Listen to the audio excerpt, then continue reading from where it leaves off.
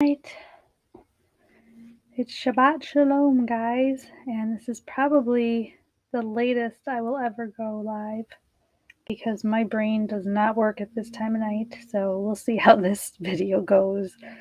Alessia is still not sleeping, and she's actually in my bed resting, and I'm on the computer in the room also, so that's why you get the nice picture of Isaiah right there. I don't know how many people are going to show up tonight live, but that's okay. I'm just going to get right to it since it is late. And I'm going to do 3 chapters tonight. It's going to be 19, 20, and 21. So these chapters are all about judgment and reconciliation. Hey, Jess, thanks. All right, so I have a couple maps to show, and we're just gonna get to it because I'm tired, and I probably will do my videos from now on Friday nights.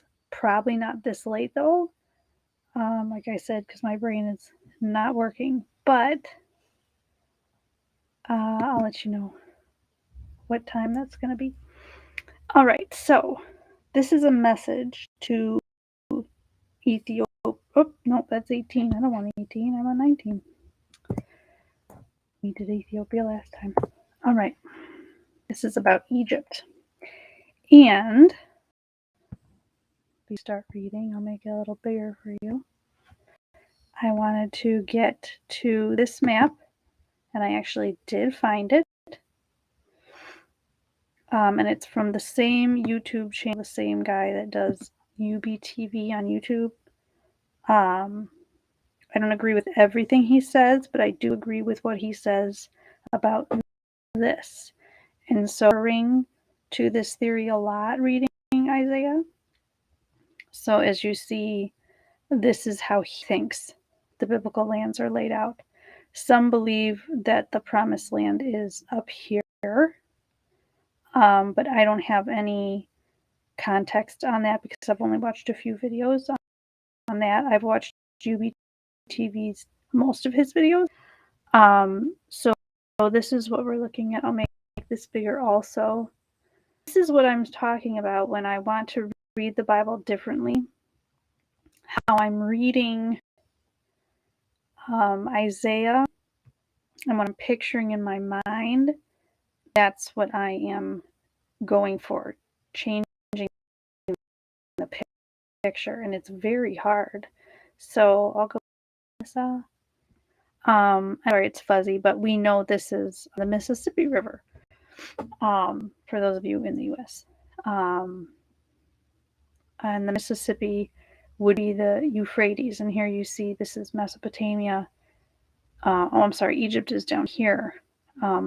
Babylon, which I can tell you coming from Chicago, that's probably not so far off. We will talk about Assyria in a moment in these chapters. And then this would be the promised land. And as you see, this Red Sea looks very close to the Red Sea in the Middle East. It's almost dead on. Now, I also want to mention that we have to keep in mind the continent did not look like this long ago. And I did do a video about that, I think, a year or 2 ago, about this specific map. So you can go back and look on my page to find that on my channel. So, and I've seen maps that are even farther back that do not even, I mean, Florida's like non-existent on some maps. It's all kind of like one big blob. And then I've seen maps where, whoops, can't go that far down. South America is a complete misshapen, huge island. So that's what I'm talking about. For me personally, I want to keep these things in mind rather than the mainstream thought and mainstream biblical geography, because we know they've tampered with ruins everywhere. So I'll show this one again so we can get in context, get in our minds as we read Isaiah. Maybe what could be, okay? I'm, like I said, I'm no expert. I tend to lean this way. You don't have to. I told my husband today, I'm not going to make anyone think anything. I'm just sharing thoughts because it's interesting, and if it makes sense to me, it doesn't have to make sense to you. And Yah has to lead in all these things, not me. If he uses me, he uses me. If he doesn't, he doesn't. So this area is where we will be focusing in tonight's reading. All right. A message to Egypt. Ready? I'm going to refer to this too because I want to see myself. Okay. A message to Egypt. Behold, on a swift cloud, and is about to come to Egypt. The idols of Egypt will tremble at his presence, and the heart of the Egyptians will melt within them.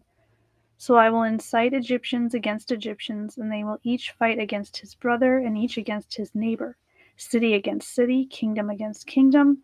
Then the spirit of the Egyptians will be demoralized within them, and I will confound their strategy. So they will resort to idols and ghosts of the dead, and to mediums and spiritists. Moreover, I will deliver the Egyptians into the hand of a cruel master, and a mighty king will rule over them, declares Yahuwah Sabaoth. And I had in my notes in my other Bible, to me, these beginning passage reminds me of like the Illuminati. It reminds me of the controllers. I mean, I just say that flippantly. I don't really know who they are, but this type of people or entities, I'm sorry, the entities are in control, but the people follow them without willingly or unknowingly. So the spirit of the Egyptians will be demoralized with them, then they will confound their strategies, or I will confound their strategies. This is what the controllers do. They resort to their idols, their ghosts, their mediums, their spiritists, and then what do? They put it on the public, the people. And then he says he will send a mighty king. And a fierce king. That's a better translation. I see that more often than a mighty king. I think Amplified has something like fierce. So this isn't Messiah. This is a fierce ruler. And it makes me think of Satan himself ruling, or maybe one of his ranking, whoever you want to call it, demons. I don't know. It's just my thoughts. I didn't find any evidence for that. Okay. The waters from the sea will dry up, and the river will be parched and dry. The canals will emit a stench. The streams of Egypt will thin out and dry up. The reeds and rushes will rot away. The bulrushes by the Nile, by the edge of the Nile, and all the sown fields by the Nile will become dry, be driven away, and no more. And the fishermen will lament. And all those who cast a line into the Nile will mourn, and those who spread nets on the waters will pine away. Okay. So I thought of this when I was reading this part about the water drying up. So if this is the Euphrates, the Nile would have to be over here. Now, what I'm just wondering, because I'm goofy. Let me go back. Okay, so California was an island, and this is called the Gulf of California. You know, Dane's Journey had a good video on this to look back on her videos. That's the name of her channel. I should probably link it. But she found that where it says the waterway or the Sea of Jesus or something, it's up here. But anyways, so this is called the Red Sea here. Oh, look, Red Sea. And this is an island So supposing if this part of Isaiah happened at this time and then it dried up, or there's the other theory where, the controller dried this up and filled it in. But I wonder if that's what happened here. Did the Nile somewhere dry up? I don't know. I'm just putting it out there. I know I say I know a lot, or I don't know a lot, but it's very interesting to think about. Okay. Verse 9. Moreover, the manufacturers of linen made from combed flax and the weavers of white cloth will be utterly dejected, and the pillars of Egypt will be crushed. All the hired laborers will be grieved in the soul. The princes of Zoan are mere fools. The advice of Pharaoh's wisest advisers has become stupid. How can you men say to Pharaoh, I am a son of the wise, I am a son of the wise, a son of the ancient kings? Well then, where are your wise men? Please let them tell you, and let them understand that Yah Sabaoth has purposed against Egypt. The princes of Zoan have acted foolishly. The princes of Memphis are deluded. Memphis.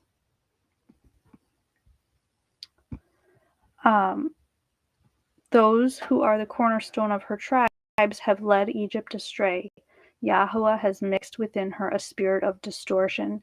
They have led Egypt astray in all that it does. As a drunken man staggers in his vomit, there will be no work for Egypt, which its head or tail, its palm branch or bulrush may do. In that day the Egyptians will become in. They will tremble and be in dread because of the waving of the hand of Yahweh Sabaoth, which he is going to wave over them. The land of Judah will become a terror to Egypt. Everyone to whom it is mentioned will be in dread of it, because of the purpose of Yah Sabaoth, which he is purposing against them. In that day 5 cities in the land of Egypt will be speaking the language of Canaan and swearing allegiance to Yahweh Sabaoth. One will be called the city of destruction, or the city of the sun. And let's not forget, there is a Cairo, Illinois, down here at the bottom. I got pulled over once there. That's how I know. Memphis, Tennessee, of course. I even saw on my way from Illinois to Indiana, I think it's shortly before the Indiana border, coming from Illinois, there is a street called, and I want to take a picture of it and put it up on YouTube sometime, but I'm always driving and I never can snap a picture when I'm driving. It's called Egyptian Trail, the name of the street, but it's a beautiful wooded area. Like you could never tell what was there before all of the forests grew.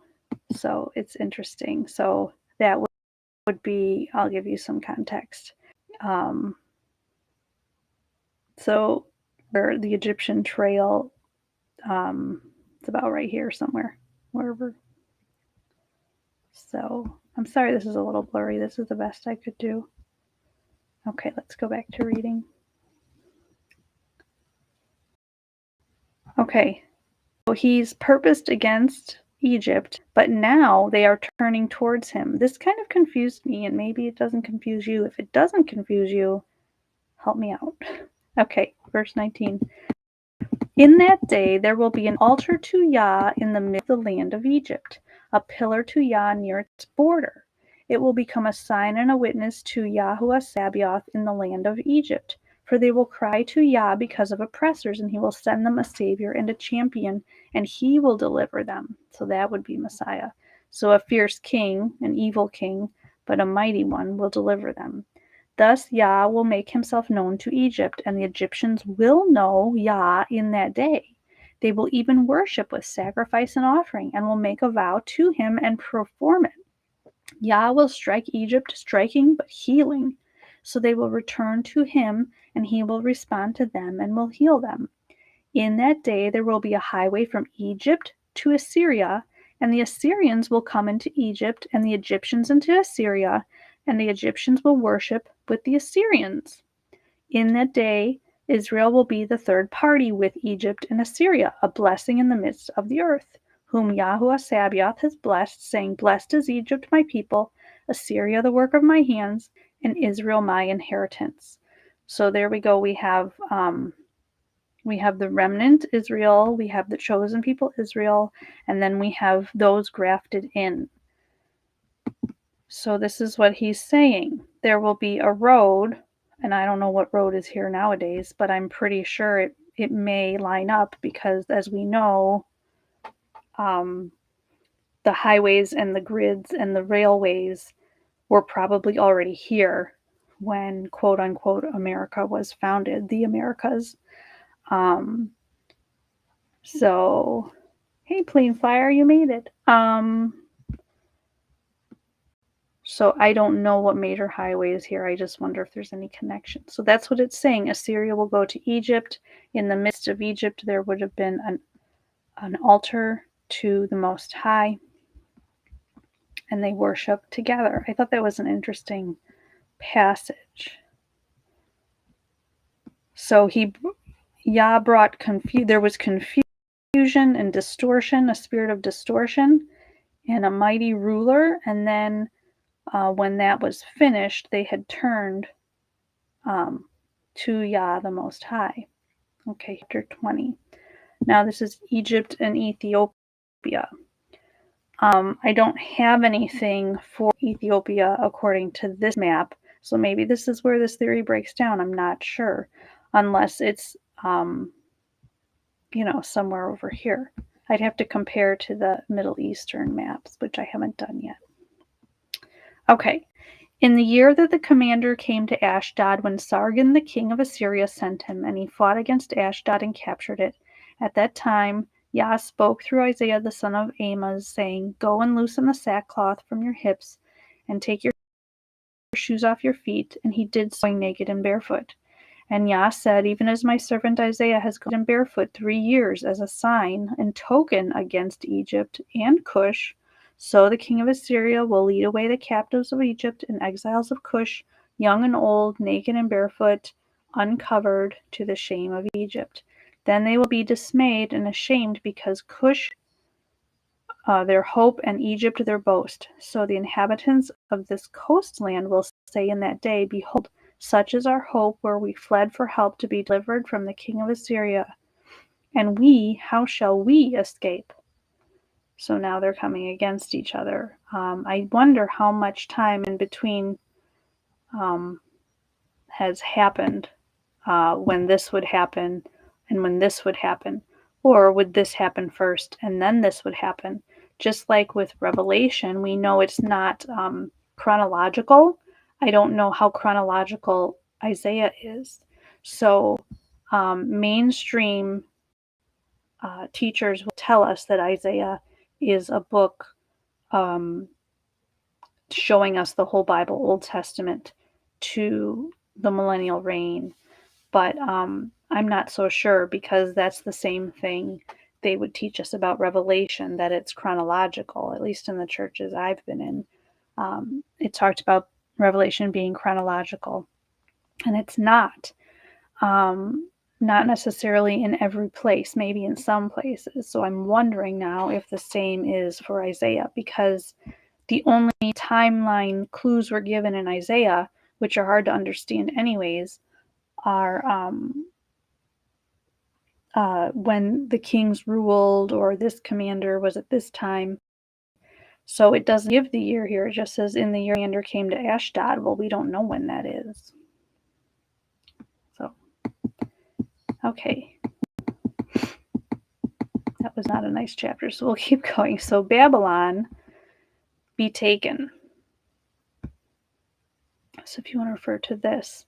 One other thing I have to mention is, since I know about mainly Lake Michigan, others know about the other lakes. The Lake Michigan and the other lakes look completely different. And I've seen other maps also where they look completely different than this. There's no recognition of what they are, whether they were one giant mass of water, or whatever. This is bigger, obviously. This is completely different. One person, more than one person, but people have also said, and I will actually go to it now because it's easier while it's on my mind, or else I'll lose it. All right. I'm going to go to Isaiah 11. Someone had talked about this being a clue. I hope I find it. Okay, here it is. This being a clue that Inca is the biblical lands. So it says, Yahweh will utterly destroy the tongue of the Sea of Egypt. So that's the Red Sea. So some people believe the Mississippi River is the Nile River. So anyways, he will wave his hand over the river with his scorching wind. He will strike it into 7 streams. And someone said that there are 7 streams coming out of the Mississippi. Looks like more, but this is an older map, like I said. But 1, 2, 3, 4, 5, 6. I think there's one down here, 7. So that person's theory was that this part is what Isaiah 11 was referring to. I was just throwing that out there because I read it again today, and it's not the first time I've heard it. Okay. The oracle concerning the wilderness of thee. Now, I think we're going to mention forests here. And you and I all know, okay, sandy waste sea country. You and I know there aren't many forests in the Middle East. Okay. As windstorms in the Negev sweep on, it comes from the wilderness, from a terrifying land. Okay, now I'm going to read from my Names of Yah Bible, because that says something a little different in this version. So it says, like a storm sweeping through the Negev, an invader will come from the desert, from a terrifying land. So it's specifically a person or people group. I don't know why those two translations are so different. And I always think, okay, are they talking about people from beyond the ice wall? What desert? Who were these terrifying people? Were they giants, perhaps? We talked a lot about giants last week. I'm not sure. But there's a lot of different types of people that are being spoken about here that aren't given who they are. And it just makes me wonder, are they someone different other than people groups we know of? And I guess I question because we're pretty much questioning everything. What are you laughing at, Melissa? I saw you laughing. Let's see. Okay. A harsh vision has been shown to me. The treacherous one still deals treacherously, and the destroyer still destroys. Go up, Elam, lay siege, Media. I have made an end of all the groaning she has caused. Media. Medea. Isn't it funny how the English language plays on words? I don't know, do what you will with that one. I think it's funny. But I have made an end of all the groaning she has caused. For this reason, my loins or pains have seized me like the pains of a woman in labor. I am so bewildered, I cannot hear. So terrified, I cannot see. My mind reels, horror overwhelms me. The twilight I longed for turned for me into trembling. They set the table, they spread out the cloth, they eat, they drink, rise up, captains, oil the shields. For thus says Yah, or Yah says to me, go station the lookout, let them report what he sees. When he sees riders, horsemen in pairs, or camels, let him pay close attention, very close attention. Then the lookout called, Oh Yah, continually by day on the watchtower. Oh, pause here, because there's like a mystery history thing here. Okay, watchtower. and I said it on, I don't know if any of you joined on, oh yeah, Middle Eastern Forest. I don't know if you guys joined on UAP and Beagle and Autodidactic and Alchemist's live chat, but I'm going to lose my train of thought. What was I saying? Oh, they were talking about star forts. And a lot of times, I think Douglas said it, he said the star forts were actually star cities. And I was like, star cities? Like, and then one of the other guys said fortified cities. And I'm like, fortified cities? That's all over Isaiah and that's all over the Bible, fortified cities. So I'm wondering now, see how my mind goes a million miles a minute all the time. These fortified cities were star forts, fortified star cities. I don't know. That's what I pictured in my mind. So, like I said, I am very pictorial, like imaginative in my mind. So that's what I want to picture here. Okay. O Yahweh, I stand continually by day on the watchtower, and I am stationed every night at my guard post. Now behold, here comes a troop of riders, horsemen in pairs. And one said, Fallen, fallen is Babylon, and all the images of her gods are shattered on the ground. O my threshed people and my afflicted of the threshing floor. What I have heard from Yahweh Sabaoth, the Yah of Israel, I own to you. Okay, so here's Edom and Arabia. I know I saw. Did I not? No, I didn't. Oh, there it is. There's Edom. So I don't know where Arabia would be technically. I'm assuming out in the desert here. Edom is desert. Like I said, there's Utah, Moab, Utah. So, yeah, desert here, but there's forests, the Rocky Mountains. Yeah. So anyway, so I guess I'm assuming if these pairs are grouped according to where they are on the map. Let me look at this map. It's a little clearer. If Edom was over there, so Edom is in Arizona. So would Arabia be, Nevada or something? I don't know. I'd have to compare Edom and Arabia on the Middle Eastern map, and I'll try to get to that before the next video. I really want to find time to try to do that more. Okay. The oracle concerning Edom. One keeps calling to me from Seir.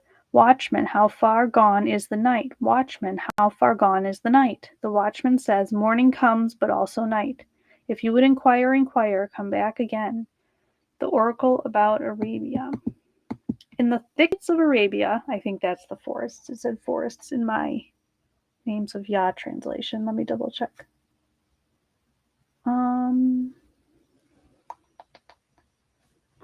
Second. Yes, it said forests of Arabia. There you go, Mello. So it says, you caravan of travelers. I'm reading from Names of Yah Bible. From the people of Dedan will spend the night in the forest of Arabia. Bring water for the thirsty, you inhabitants of the land of Tema. Bring food to the fugitives, they flee from swords ready to kill, from bows ready to shoot, and from the thick of battle. So these are huntsmen, bows and arrows. That's what you do in the forest. You can hunt with guns or bows and arrows. Things like that. My dad used to bow hunt when I was little in Wisconsin. Or in Babylon, if you want to say. I guess I live in Babylon, truly. I can see how that's true. Anyway, sorry, I digress. Almost finished. Let me go back to the NASB on screen. So verse 15, for they have fled from the swords, from the drawn sword, and from the bent bow, and from the press of battle.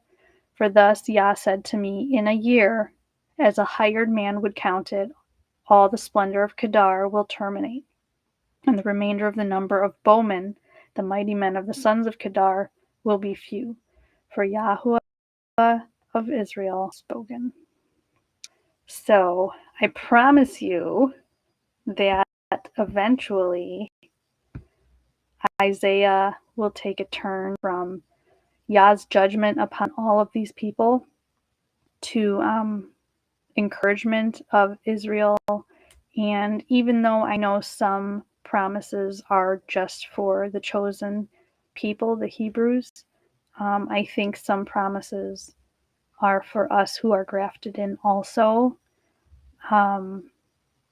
And I can attest to that because Yah used Isaiah 54 in my life this past year really mightily. So much so I need to like hang it up in my house. I'm gonna get someone on Etsy or something to make an Isaiah 54, put it out on a canvas or something. So I'll put it up on the wall. But anyway, Isaiah does get better and better, and it is very interesting. So, like I said, if you want to check out UBTV, I don't agree with everything he says, but his stuff about America, the Americas, I'm talking about North America and South America, Mexico being the biblical lands, he's done amazing research. So that's that. And then, like I said, I have my video on my channel. It's probably under the playlist of, let me think, investigating. I have that playlist up, and that's a video I did on this map last year or 2 years ago. I'm not sure. Time flies when you're having fun. All right, I think I'm going to end because it's late, and have a nice night. Thanks for coming. Yeah, Jess, you are everywhere. It's very true. And blessings. Shalom.